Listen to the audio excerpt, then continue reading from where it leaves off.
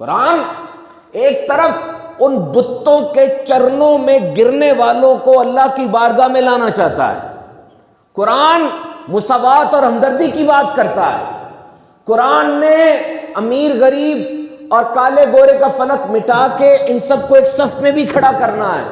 وہ گندے اخلاق، وہ کالے بادل جہالت کے وہ چھٹ جائیں اور دنیا میں علم کا نور آ جائے، قرآن نے یہ بات بھی کرنی ہے۔ اور آپ کو پتہ ہے کبھی کبھار ایک دفعہ بات دہرانے سے کام ہو جاتا ہے، اور کبھی کبھار ایک دفعہ نہیں کام ہوتا، بار بار بات کو دہرانا پڑتا ہے۔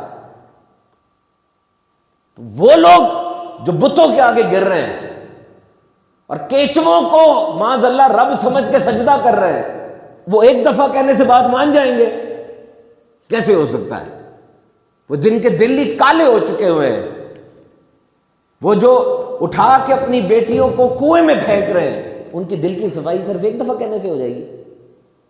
قرآن کا سلوک تو دیکھو، تکرار کیسے ہوتی ہے، بار بار تکرار ہوتی ہے، ان کو سمجھایا جاتا ہے، ان کو عذاب سے ڈرایا جاتا ہے، ان کو نعمتوں کا انعام کا بتایا جاتا ہے۔ اور کیا انقلاب آیا نہیں؟ اپنی بیٹیوں کو گرانے والے ان کے محافظ بن گئے، پوری دنیا کے اندر قتل و غارت بپا کرنے والے قرآن کو پڑھ کے کہاں سے کہاں نکل گئے۔ تو جتنی دفعہ دہرانے کی ضرورت تھی، قرآن کا اسلوب یہ ہے کہ اتنی دفعہ دہرایا جاتا ہے۔ قرآن تربیت کی کتاب ہے، امت مسلمہ کی تربیت ہے، قرآن روح کی غذا ہے۔ آپ قرآن کی کسی بھی صورت کو اور کہیں سے بھی پڑھ لیں۔ ایک بحریہ تھا، وہ کہتا ہے کہ میں دعوے سے کہہ سکتا ہوں کہ دنیا کا کوئی بھی انسان قرآن مجید کو کھول کے جو مرضی صفحہ پڑھے گا نا، اس کو اپنی زندگی کے لیے کوئی نہ کوئی رہنمائی کی بات مل جائے گی۔ آزما کے دیکھ لیں، آج کر کے دیکھ لیں۔ Let's have a test and trial. Go to your home, today is Friday, the day of Eid. Go and open Quran. Any page you want, you will find at least one line related to your socio-economic life. This is the miracle of Quran.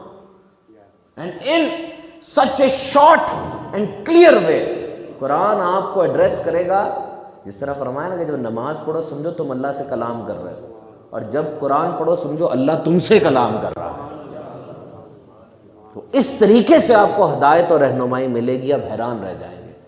اور اگر واقعی دل سے، میں جب dictionary پڑھتا تھا نا پہلے، اردو وہ ڈکشنری آکسفورڈ کی ہوتی تھی، تو وہ جب بھی انگلش پڑھنی تو اس کو دیکھنا پھپولنا، اب ایک لفظ ہے اس کو ڈھونڈنا ہے تو کتنی مشکل ہوتی ہے، LAB ڈھونڈو، پھر Y ڈھونڈو، پھر R ڈھونڈو۔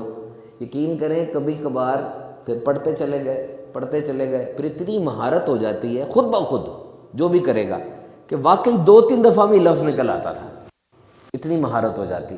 کاش قرآن سے میں اتنی محبت ہو جائے، کاش قرآن سے اتنی محبت ہو جائے۔ اور واقعی ایسی کیفیت میں جب آپ کا رشتہ قرآن سے مضبوط ہے نا، آپ کسی مسائل کا، کسی پرابلم کا شکار ہوں گے، قرآن آپ کھولیں گے، ایسا لگے گا قرآن مجھے ایڈریس کر رہا ہے، ایک ایک چیز کو مجھے لیول کی طرح لے کے جا رہا ہے۔ کر کے دیکھیے، ویسے ہی تو نہیں لوگوں نے اپنے گھر کے اس کونے کے اندر ہزاروں دفعہ قرآن ختم کر لیا۔ امام اعظم ابو حنیفہ، حضور غوث پاک 40 سال تک روز رات کو ایک رکعت میں قرآن ختم کرتے رہے، کچھ تو ہے نا اندر اس کے، کتنا مزہ آتا ہوگا۔ تو روح کی غذا ہے، آپ قرآن کو نماز میں پڑھیں یا